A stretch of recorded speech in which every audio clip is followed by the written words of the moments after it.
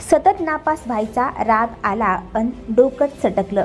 इंजिनिअरिंगच्या विद्यार्थ्याने थेट आईवडिलांनाच संपवलं. नागपूर शहराच्या कपिलनगर पोलीस स्टेशनच्या हद्दीत मुलाने जन्मदात्या आईवडिलांची निर्घृण हत्या केल्याचे समोर आले आहे. लीलाधर डाकुळे आणि अरुणा डाकुळे यांची त्यांच्या 25 वर्षीय मुलगा उत्कर्ष डाकुळे याने हत्या केली. लीलाधर डाकुळे हे कोराडी थर्मल प्लांटमध्ये टेक्निशियन होते, तर आई अरुणा डाकुळे प्राथमिक शाळेत शिक्षिका होत्या.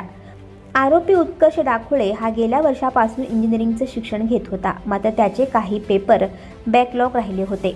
तो वारंवार नापास होत होता. आई वडील त्याला दुसरे काहीतरी करण्यासाठी आग्रह करत होते, त्यामुळे तो प्रचंड नाराज होता. या प्रकारातून त्याने त्याच्या आई वडिलांचे वारंवार वाद व्हायचे.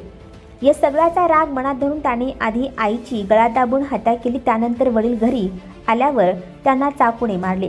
हत्या केल्यानंतर बहिणीला तो कॉलेजमधून घरी न येता त्याच्या काकांकडे घेऊन गेला व आई बाबा मेडिटेशनसाठी बेंगलोरला गेल्याचे त्याने तिला सांगितले. दरम्यान आरोपी उत्कर्ष डाकुळे हा व्यसन करत होता का याचाही तपास पोलीस करत आहेत. दरम्यान डाकुळे यांच्या घरातून दुर्गंधी आल्यानंतर शेजाऱ्यांनी पोलिसांना कळवले.